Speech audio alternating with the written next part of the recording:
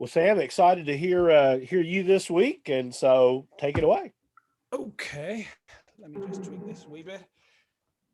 Okay, um, this week's story is a story about Jesus and a man with a withered hand.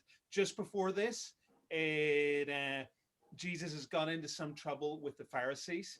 As they're walking through a field, they're picking the heads of corn and rubbing them together and eating them. And the Pharisees don't really like this because it's the Sabbath. And they pull Jesus up on it. Are you going to let these guys do this? And Jesus points them to David and how David had went into God's house when he was hungry and ate. And he'd finished dealing with them by saying to them, the Son of Man is the Lord of the Sabbath. Can you hear me? Come closer. Can you come closer to the microphone, maybe? Sorry, I was going to move about a bit, but sorry to mess you up, Sam. No, that's okay. He finished by saying the Son of Man is the Lord of the Sabbath. And that's where our story begins today. On another Sabbath, Jesus entered the synagogue and he taught. And there was a man there whose right hand was withered. And the scribes and the Pharisees, they watched to see if Jesus would cure him on the Sabbath so that they might find an accusation against Jesus. Even though Jesus knew what they were thinking, Jesus said to the man who had the withered hand, "Come and stand here." He got up and he stood there. Then Jesus said to them, "I ask you, is it lawful to do good or to do harm on the Sabbath? To save life or to destroy it?" After looking at all of them, Jesus said to him, "Stretch out your hand." And he did so. And it was restored. His hand was restored. But they were filled with fury and discussed with one another what they might do to Jesus. And that's our story. Would anyone like to tell back what they remember of it?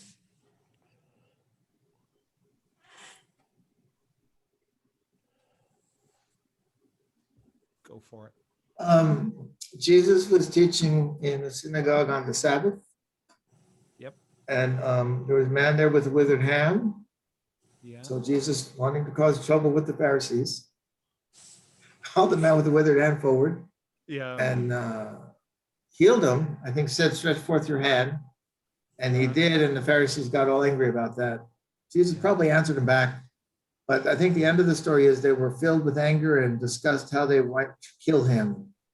Seems to be a real appropriate answer to a religious problem. Yeah. Yeah. Okay. Let's go through it again. On another Sabbath, Jesus entered the synagogue. And what did he do? He Teaching. Yeah, teaching. Okay. There was a man there whose right hand was withered. Yeah. The scribes and the Pharisees, they Watched him to see whether Jesus would do what on the Sabbath? Heal the Sabbath. So that they might find an accusation against who? Jesus. Okay. So because Jesus knew what they were thinking, Jesus Called the him in. man. Man forward. He called him in forward. No, he called him forward. Okay, right. So Jesus said, "Come and stand here." He got up and he stood there. Then Jesus said to them, I ask Is it right to do is it right to do good or harm? Good Or on the evil, Sabbath. or Or harm? on the Sabbath? Is it right to save Life or to kill you. destroy it? Destroy it. after looking around at The people. all of them, Jesus said to him, Stretch out your hand. And it was he- restored. and it was restored. But they were filled with Anger. Happiness. and discussed with one another Yeah. what they might do to Kill Kill. it. Destroy him. Kill him. Destroy him? what, and it doesn't say, it just says what they might do to Jesus. Oh, Oh, okay. Okay. At the start of this story, when Jesus enters the synagogue and teaches, it tells us that there was a man there whose right hand was withered. Jesus has already healed people, but I wonder what it might have felt like to be that man, to see Jesus come in when his hand's like that and he's teaching. What do you think it might have felt like for him? I think he could have been excited. Like, Yeah. this, I've heard this guy's done stuff. You know, you Yeah. kind of wonder if that's the reason he was even there. Is Yeah. a possibility. Right. Right. Mhm. Okay. No, he might have not had any real expectations. It might have just been, this is my life. I'm used to it. I go to church on Sunday or Saturday, whatever, and this Yeah. is my life. Yeah. Yeah, he just Yeah. wanted to hear Jesus, regardless. Yeah. Yeah. Anyone else? Any thoughts?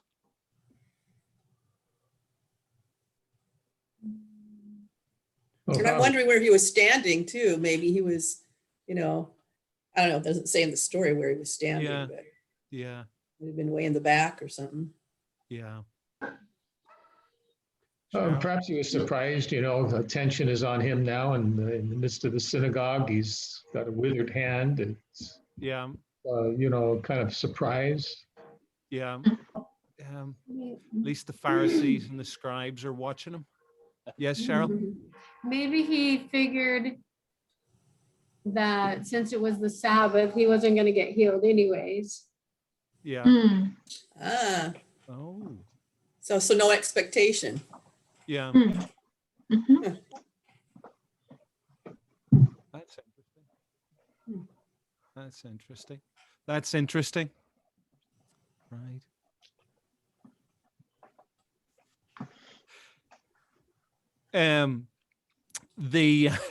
He may not have had any expectation, but the Pharisees were expecting or hoping to see something. Even though Jesus knew what they were thinking, why do you think, or what might there have been anything else Jesus could have done outside of saying, "Come and stand here"? He could have said, "Come and see me after." Yeah. Not behind the synagogue where nobody's around. Or make an appointment for Tuesday. Yeah. Yeah. Nobody asked him to be healed, No. and he could have just bypassed the whole thing. Because Yeah. there's no, it's almost like it's a setup. Let's ask these trick questions of the president. Let's try to do something tricky to Jesus here. Yeah. And that way we can say either he ignored the man that was sick with the withered hand, or he healed him on the Sabbath. Yeah. So either way he loses. It was like a no win for him. So Yeah. maybe that guy was invited by the Pharisees. Hey, Jesus is going to be here. Why don't you come on? Yeah, it might have Yeah. been a setup. Because Yeah. they'd have to hope somebody was there that needed healing or It's not something. like anything like that happens today in politics Or in the church. or in the church. Yeah. Yeah. Yeah. Yeah, he could have Um, ignored him. Could have ignored him. Yeah. Mhm. He could have healed him without calling him to the front. It could have, because if you think about it, that's kind of, have the crippled guy come up front. Hey, Yeah. everybody, look, here's the crippled guy. That could be, Yeah. that could be embarrassing in a lot of just because you're being noticed. Singled out. Intimidating, yeah. Yeah. It He could have just healed him, without him. He could have just yeah. Yeah. I don't He know. was definitely making a statement though Yeah. by doing that, because Yeah. Yeah. there's the, oh, never mind. I was going to talk about another story, but I can't do that. So I'll follow the rules. Yeah. Because he could have, are times where he would heal people and say, no, don't tell anybody. But here it was going to be an obvious, Yeah.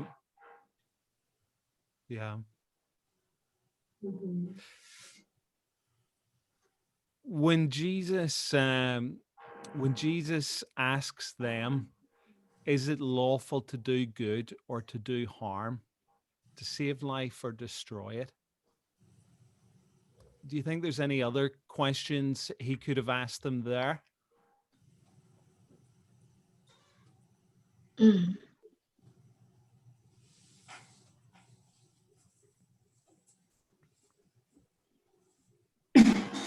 He could have asked them, where does the scripture say don't heal someone on the Sabbath day? Could have asked them for a specific verse. Yeah. Okay, or where does the scripture say healing someone is work?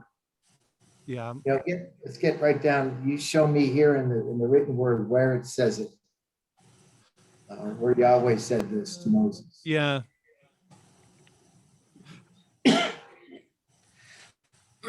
What do or I he could have have, to do to make you believe who I am? Mm. Yeah. It makes me think about his comparison there, to save life or destroy it. It's kind of like he's saying to them, Yeah. what you're doing is destroying life. Yeah. That's interesting. Kind of the opposite to that. What I'm doing is bringing life. and he doesn't really stop very long for an answer, doesn't seem. I know it does say he looked around at them, so possibly he was giving them an opportunity. Yeah.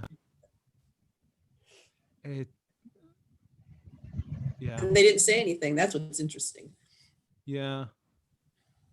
They don't seem to say anything in the whole interaction. I wonder, is there anything they could have said in it all? Or were they just waiting and watching and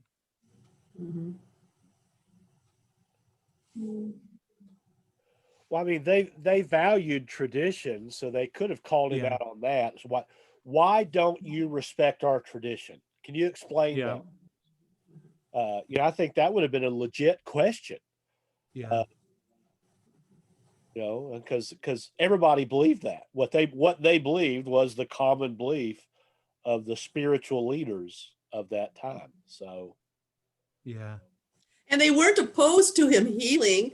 They just opposed to him healing on the Sabbath, which is really interesting. I mean, I guess they could have said, could you just, tomorrow, could you come back and do this? So that's always boggled my mind when they it wasn't that they are not believing that he can heal. They just don't like when he does it. So curious. I think another legit question is to say, how can you heal someone and it not be work? Explain that to us. Moses said, don't work on the Sabbath. The man is healed. We're looking at it as work. Help us understand where we're wrong here. Yeah. Yeah. Well, it's not work for Jesus.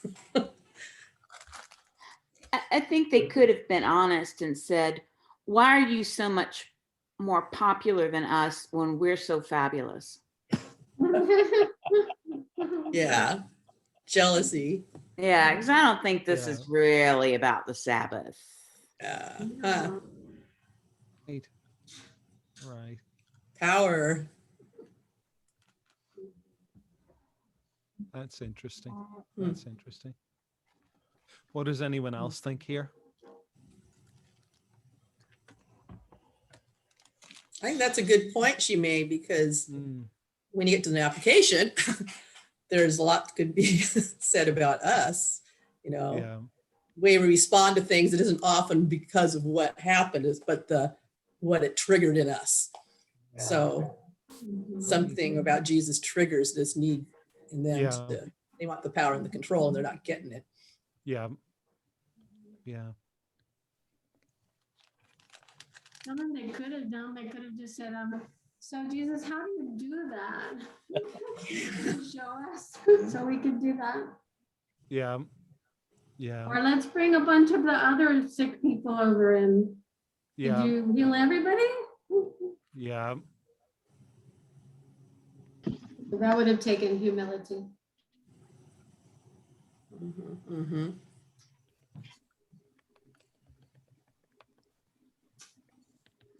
After looking around at all of them, Jesus said, "Stretch out your hand."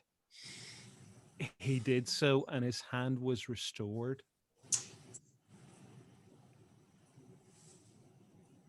Was there any other choice that man could have made that day? He's done everything Jesus asked. Why do you think he did that? Yeah, he could have looked at the Pharisees or the leader of the synagogue and kind of in a questioning look, should I do that? Mm-hmm. Did I stretch, what's going to happen to me if I stretch out my hand today? Am I going to be kicked out of the synagogue or asked to give a double tithe today? Or Well, you could have said, Jesus, this is the Sabbath. I'm not allowed to be healed on the Sabbath. So can I come and see you tomorrow? Yeah. Yeah. I think he just couldn't help himself. When Jesus says to do something, you just do it. Yeah. You know, it's like, okay, I don't know. Yeah. He may stretch out his left hand. Well, the Pharisees were not objecting. So he may have thought, well, they're not saying anything, so why not? Yeah. It's a pretty heavy thing to walk around with a withered hand and have the opportunity to have that healed. That might have trumped everything else. Yeah. Plus, that could have been, I mean, if that were me, I would not want to stretch out my hand just because it's ugly, it's shriveled, it's like, no way, you know, I hide this under my cloak all day long. I don't want anyone seeing this. Yeah. Of course, they noticed he had a withered hand, so of course it was showing. But still, that's, you know, that was brave of him to do that. Mm-hmm. He could have asked somebody else to go up with them. You know, because sometimes it's nice to have a buddy. Yeah. Yeah. Moral support.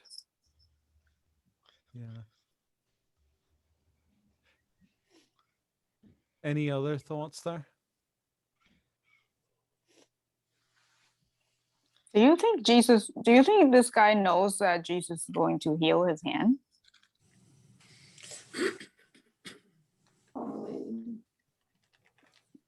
You know, and it may have also stirred his faith. Seems like when Jesus healed, there was some faith involved in that. Yeah. And so by stretching out his hand is an expression of faith to some degree. Yeah. He has to have just a wee bit and do what he's told. Also, by his comment to the Pharisees, he probably had an idea that Jesus was going to do good to him. Yeah. Yeah. Yeah. Yeah. That's interesting. That's interesting.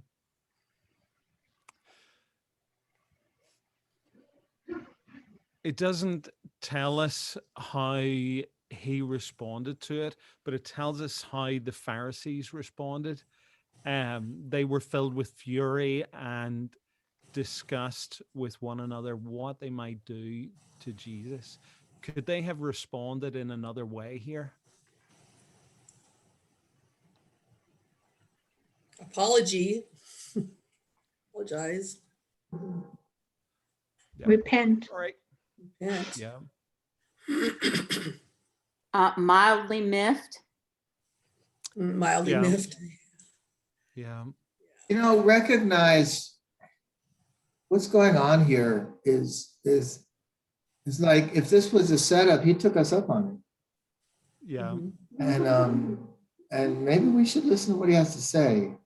Yeah. Or maybe talk to him privately, would you mind having a discussion with us in private for a few minutes?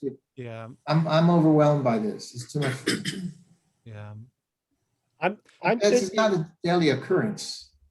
yeah, that's what I was going to say. I'm thinking they hadn't seen that happen a lot No. before Jesus. Mhm. Yeah. And so a pretty legitimate question is, okay, he is pushing against our way of believing, but there's power there, and it's a power that's being used for good. Yeah. So what do we need to examine here? I mean, they could have Yeah. dug deeper spiritually. Yeah. Yeah. Yeah. I mean, discussing how they might kill him or destroy him, sometimes they'll do that, not in this story. It just seems like the wrong response completely Yeah. to something good that happened. Yeah. It's kind of like certain politicians can't do anything right. I mean, no matter what they do, breathe in or breathe out, they're both guilty. And here, no matter what he does, I mean, he's wrong. If he heals him, or if he doesn't heal him, Yeah. he's in trouble. Yeah, because Yeah. if he hadn't have healed him, he's being challenged by the Pharisees, and you have a lot of other people watching what's going on. What might have been I think about how that might have impacted them if he hadn't have healed them. Like, what? Yeah.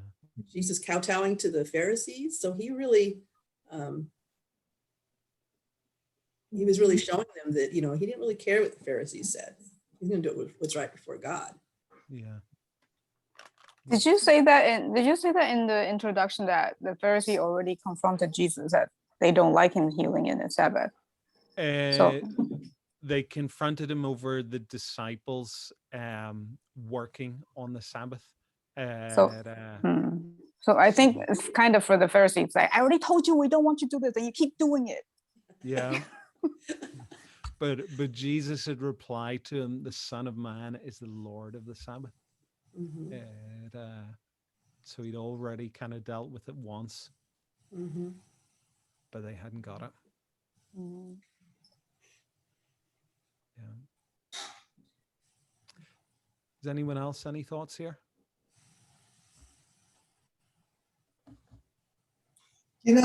Sam, it seems to me in a sense that the title Son of Man out of Daniel's prophecy just went right over their heads. I mean, if he's healing someone, he's claiming to be the Messiah, basically. Yeah. Okay. It's just they're missing. I mean, it's kind of like they're arriving at a baseball stadium to play football. It's like something's really off here. Yeah. And they're not responding to the right thing. They Yeah. should be responding to his claim and not to the healing. Yeah. Mm-hmm. Yeah. What were you going to say, Diane? I think that anger is a sense that something wrong has happened. There's been an injustice. Yeah. And if there's been an injustice here, it's against God. Mm. And God can kind of take care of his own stuff. Yeah. I mean, yeah, you can bring it out, but they don't call out on God or, say to God, do something to this guy because he's violating your law and that makes you look bad. How did it get to be about them? I wonder, is it about them because they've lost face and they've maybe never had that happen before? And if they really believed that he was sinning, breaking the law, they would have arrested him right then and there. But they had a feeling that maybe they were wrong, but they weren't going to admit that. And like I say, they don't like losing that control. And yeah. so, Yeah. Okay. Anyone else? Any thoughts here? It's just such a pathetic accusation. Yeah. You know, because it's like, this is all we can come up with. Is he's doing a good thing on our holy day.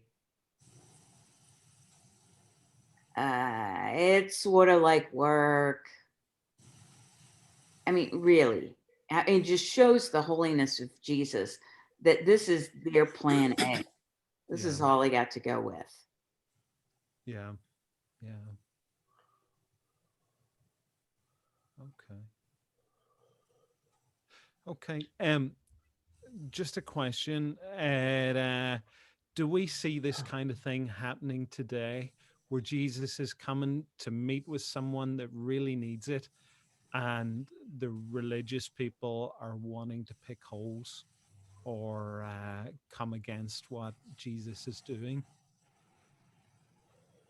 No, we've pretty much got a handle on that today. Religious Wow. people today are totally different than the Pharisees were then. They are, man. Kentucky is great then. Yeah, just ask us.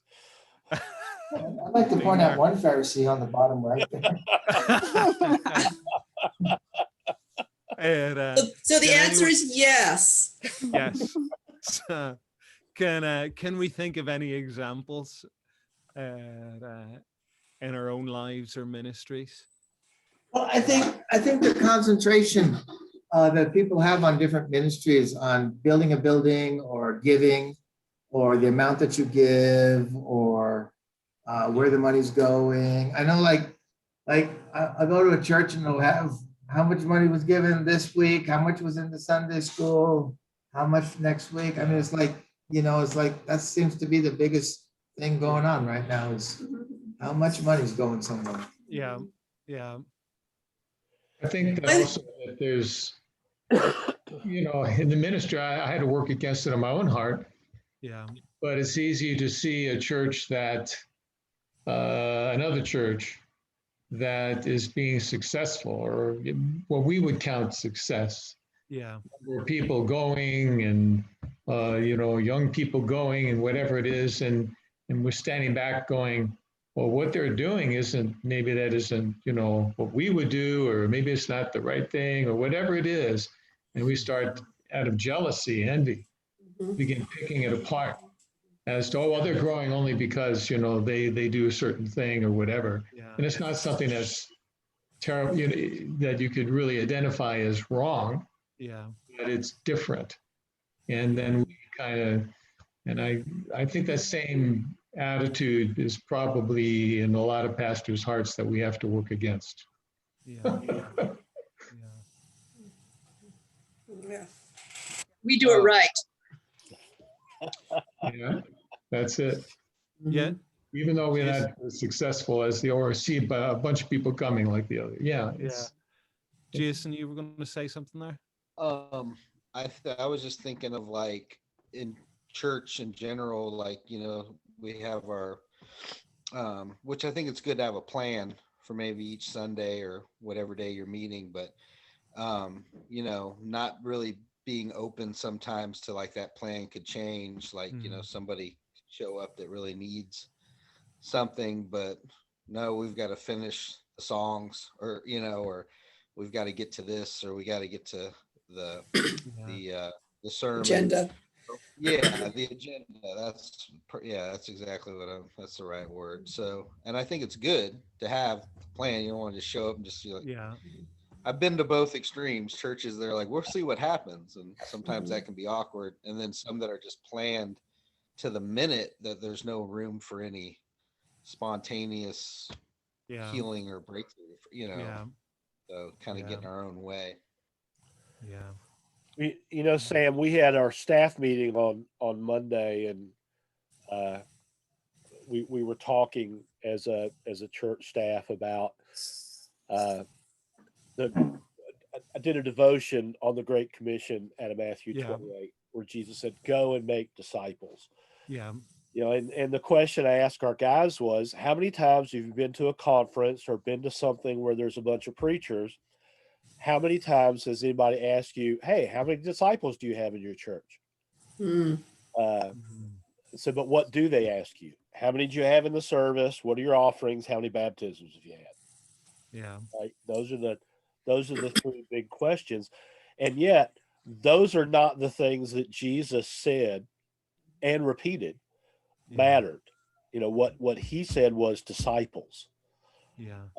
And yet that is not a standard that is typically used as success or failure in the church in the West, anyway. Well, that's often true within missions. You know, if they can't prove they've made so many disciples within a 5-year period of time, then we're not going to support you anymore. Yeah. You know, regardless of how hard they're working, which Yeah. is not correct. Yeah. What can we learn from this going forward in our own lives and ministries where God has put us? I'm sorry, what was the question? What can we learn going forward in our own lives and ministries from how Jesus deals with this here, both the withered hand and the religious people? I don't have answer, but I have this problem, just recently, we had my church had like a serve day, couple of week meals, sometimes ago, like and on Saturday. And so I asked a friend, like, oh, if you want to come and help and volunteer, we're gonna clean the street. And he goes to a Messianic church, so he said, no, it's I can come hang out afterward, but then it's Sabbath, so I'm not going to volunteer. And I just rolled my eyes, like, what? Whatever. So I don't have answer. I just have, actually met someone who said the same thing. Wow. That is really interesting. I enjoyed that, Vivian. Thank you for sharing it. He said, I'll come hang out afterward, but I'm not going to volunteer. I was like, don't even come. I'm not going to hang out with you. Yeah, that's interesting. That's fascinating. Coming from Ireland, that's very fascinating. We don't have so many Messianic Jews or even Jews at all.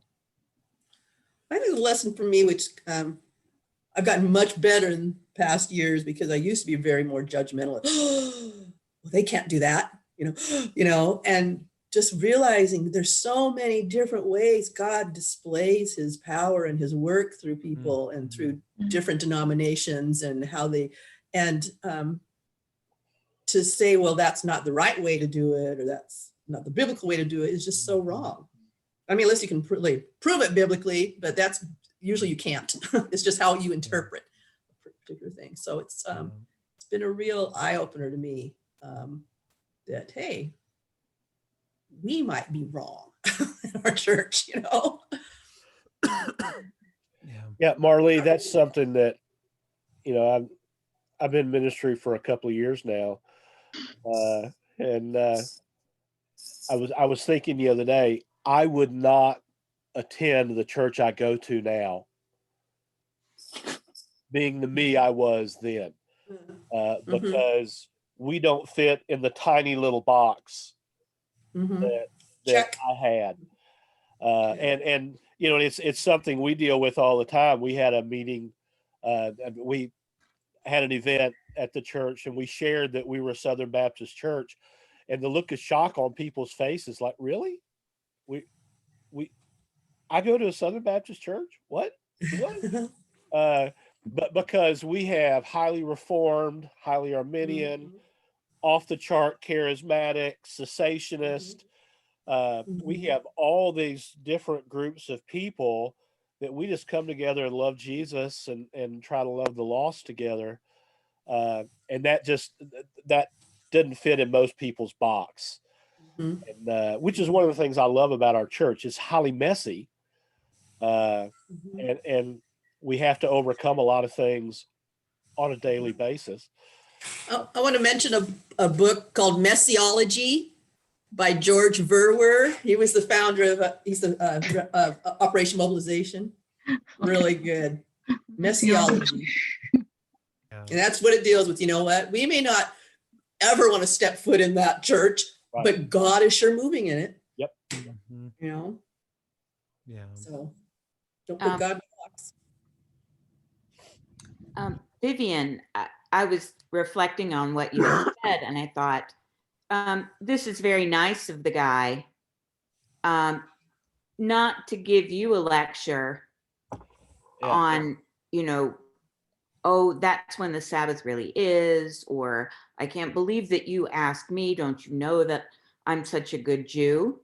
It seems like he really just kind of rolled with it and just sort of said, okay, and tried to find a path of compromise. Mhm. So to me, it seems like a nice interaction. Yeah. Because I don't do service projects on Sundays.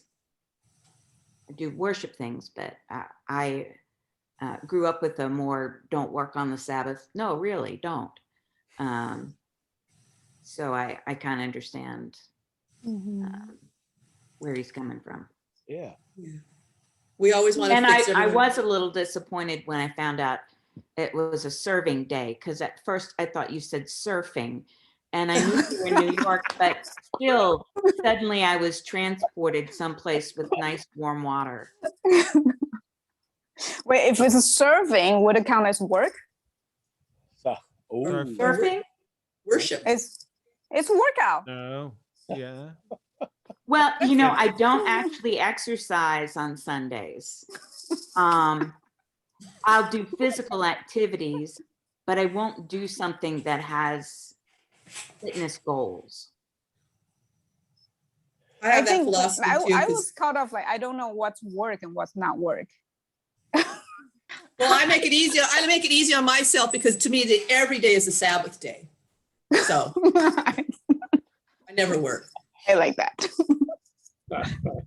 From the letter written by the apostles to the people in Galatia, I believe not eating meat was one of the biggest things, or not eating meat offered to idols and fornication. I don't think they mentioned the Sabbath. Do they, Butch, mention the Sabbath? I would have to review that to give an appropriate answer, because I don't know that one off the top of my head. So There's your answer. get a discount on the meat offered to idols. So